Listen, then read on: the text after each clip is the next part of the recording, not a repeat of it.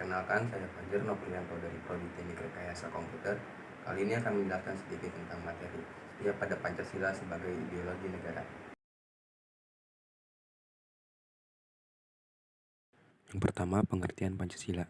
Pengertian Pancasila dibagi menjadi 3 macam, yaitu berdasarkan etimologis, historis, dan terminologis. Yang pertama, etimologis. Pancasila berasal dari bahasa Sanskerta. Panca artinya 5, sila artinya batu sendi, alas, dasa. Pancasila berarti berbatu sendi 5 atau memiliki 5 unsur. Perkataan Pancasila diambil dari kepustakaan Buddha yang bermakna 5 aturan atau larangan. Setelah Majapahit runtuh, maka berkembanglah agama Islam. Pengaruh ajaran Buddha masih dikenal di masyarakat Jawa yang dikenal dengan Ma5 atau M5 atau 5 larangan moralitas. Yang kedua, berdasarkan historis. Proses perumusan Pancasila diawali pada sidang BPUPKI. Hasil sidang BPUPKI adalah 1. Tanggal 29 Mei 1945, Mr. Muhammad Yamin berpidato tentang dasar negara. Kedua, tanggal 1 Juni 1945, Insinyur Soekarno mengusulkan agar dasar negara diberi nama Pancasila, dan usulan tersebut diterima secara bulat oleh sidang BPUPKI. Ketiga, tanggal 22 Juni 1945, 9 tokoh nasional mengadakan pertemuan dan menghasilkan Piagam Jakarta. Yang ketiga, berdasarkan terminologis.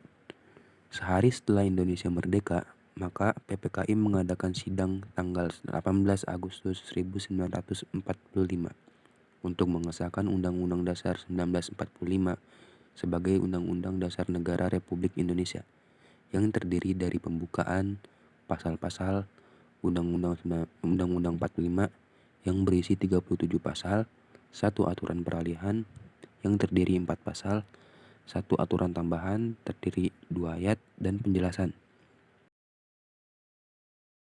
Selanjutnya, makna Pancasila sebagai dasar negara, yaitu Pancasila merupakan landasan bagi penyelenggara negara dan pelaksanaan sistem pemerintahan yang memiliki kedudukan tertinggi dan sebagai sumber dari segala sumber hukum dalam ketatanegaraan di Indonesia. Konsekuensinya, segala peraturan yang ada harus berdasar dan bersumberkan Pancasila. Selanjutnya yaitu definisi ideologi negara. Menurut salah satu pakar, yaitu Mubiarto, ideologi ialah doktrin, kepercayaan, dan simbol-simbol sekelompok masyarakat atau suatu bangsa yang menjadi pegangan dan pedoman kerja atau perjuangan untuk mencapai tujuan masyarakat atau bangsa itu. Secara umum, ideologi ialah kumpulan ide-ide dasar, gagasan, keyakinan, dan kepercayaan yang sifatnya sistematis sesuai dengan arah dan tujuan yang ingin dicapai dalam kehidupan nasional suatu bangsa dan negara. Pentingnya ideologi bagi suatu bangsa. Ideologi sangat penting bagi suatu bangsa karena menentukan eksistensi suatu bangsa dan negara yang menjadi pedoman bagi bangsa dan negara tersebut untuk mencapai tujuannya melalui berbagai realisasi pembangunan. Ideologi sangat penting karena memberikan dasar, arah, dan tujuan bagi bangsa dan negara dalam menjalankan kehidupannya. Sebagai warga negara, kita harus menunjukkan sikap positif terhadap Pancasila. Di antaranya, 1. Menerima Pancasila sebagai dasar negara, ideologi bangsa, dan pandangan hidup bangsa. Kedua, menghayati dan mempelajari nilai-nilai yang terkandung dalam Pancasila.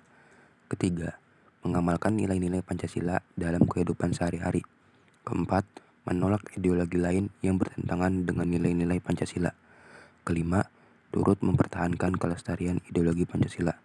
Dan yang keenam, bersikap kritis dan memiliki kepedulian terhadap kehidupan bermasyarakat, berbangsa, dan bernegara.